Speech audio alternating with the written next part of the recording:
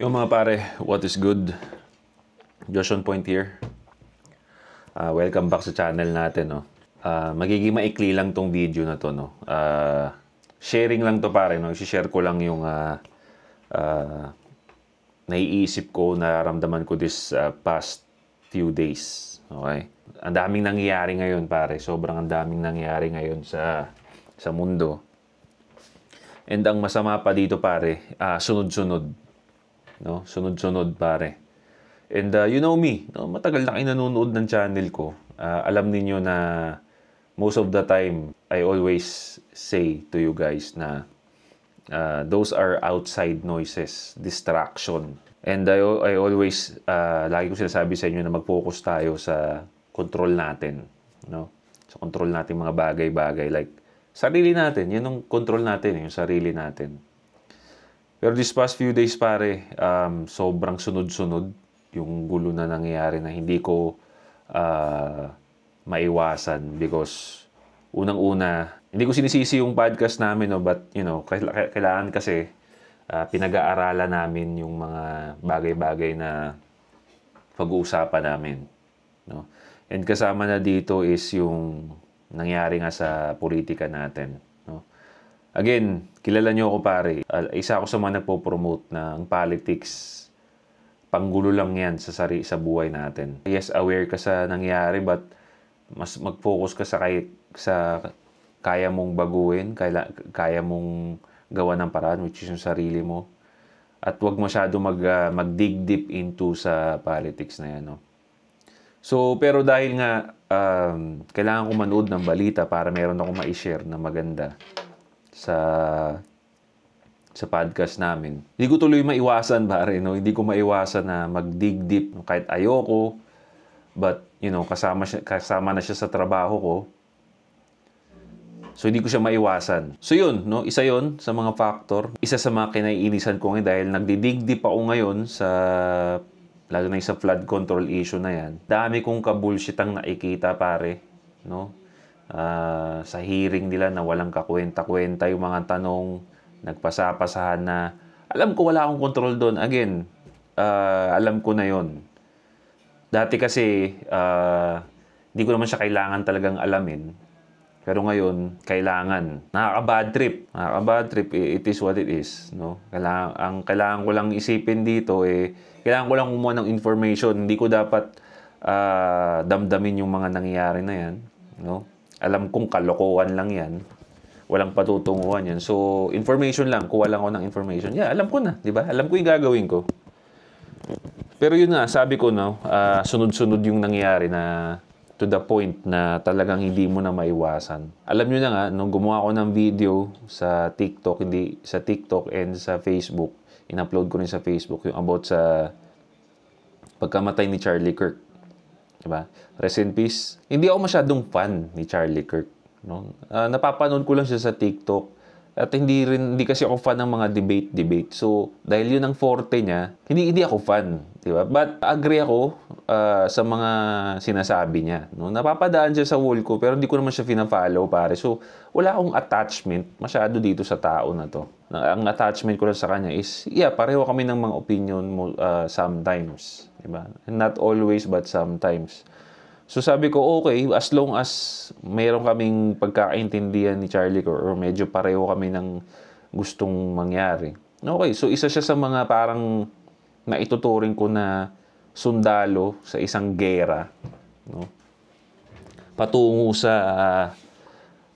mindset na kahit papaano matino.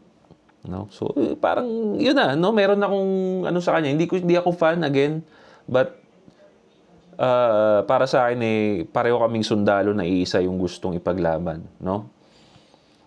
So, ayun na nga, no? Nabalitaan natin na nabatay siya, na-assassinate siya habang nag-debate. Nandun na ako sa medyo parang puta, tinatamaan na ako ng pagka-bad trip dahil nga sa flood control issue na yan. Idinagdag mo pa to. No? Dinagdag mo pa tong pagkamatay nga ni Charlie. So, ako naman, siyempre, rational naman tayo. Inisip ko, nandun siya sa trabaho na yon. Possible talaga. Kaya kung mapapanood nyo nga yung mga podcast namin, no? lagi naming biruan dun eh, takot ka mabarila, diba? Nakapapanood niyo yun, takot kami sa labas kasi nga baka mas sniper kami.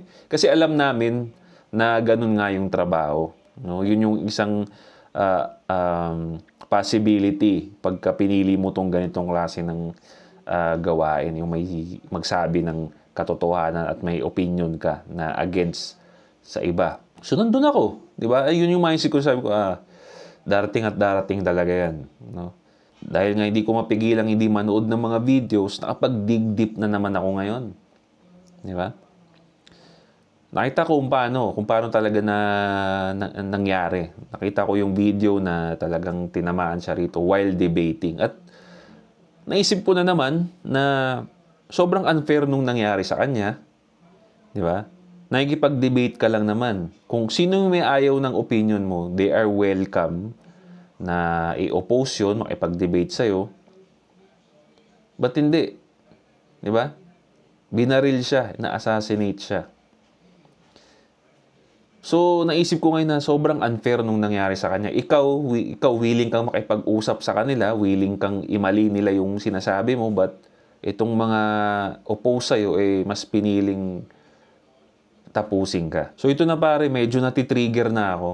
Idagdag mo pa pare, na nakikita ko rin sa social media na yung mga ibang tao na tuwang-tuwa pare. Okay? Nagsi-celebrate dahil napatay, na-assassinate si Charlie Kirk.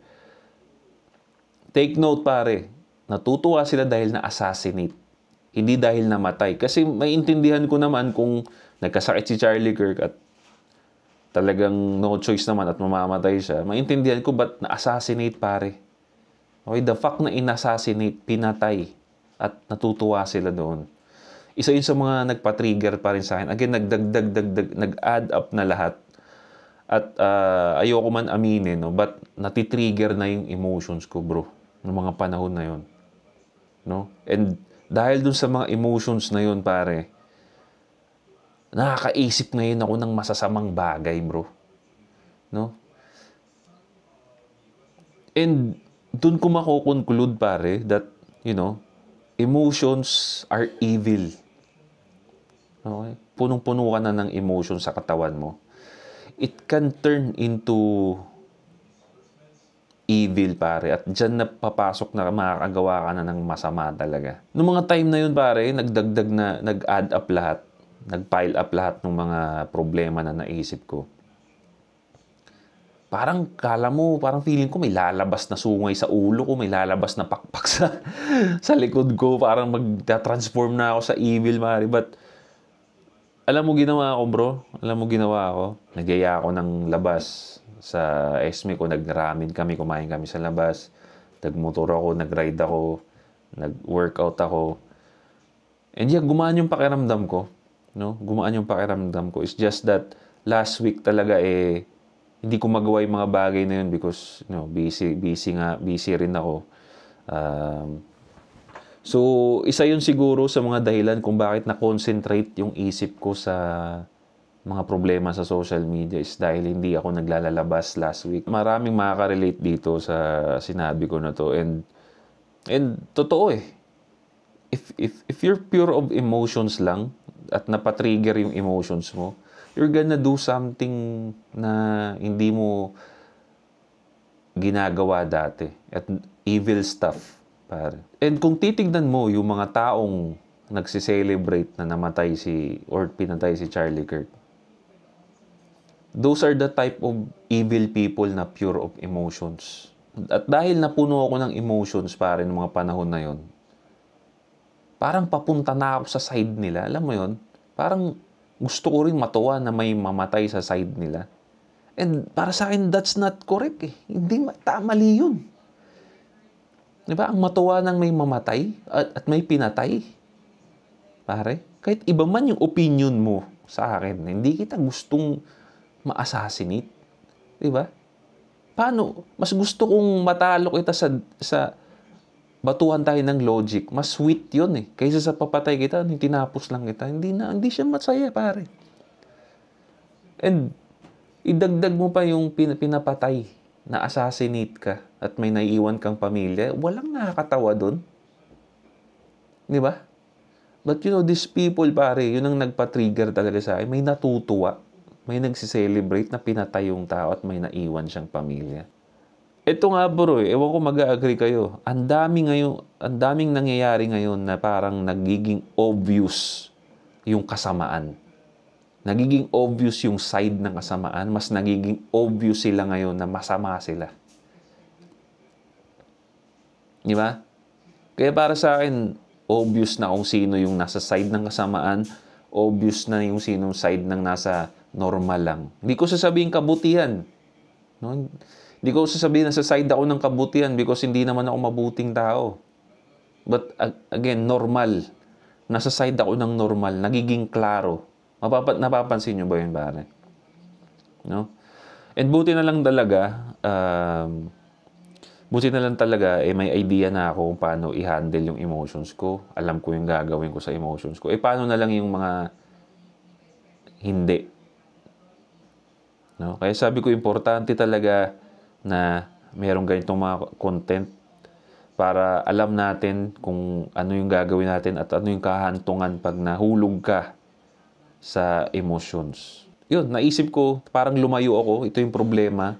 Lumayo ako, tinignan ko siya ulit from a third person perspective.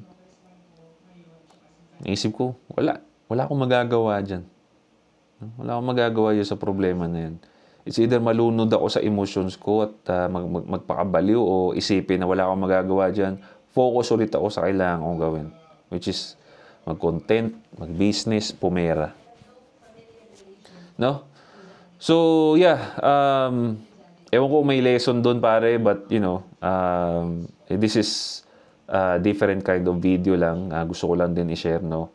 Yung problema talaga, bro, is, you know, kakainin ka talaga niyan if you let it, no? So, yeah, pare.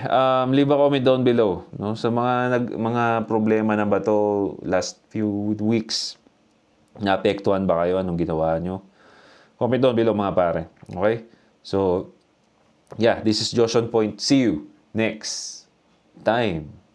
Boom.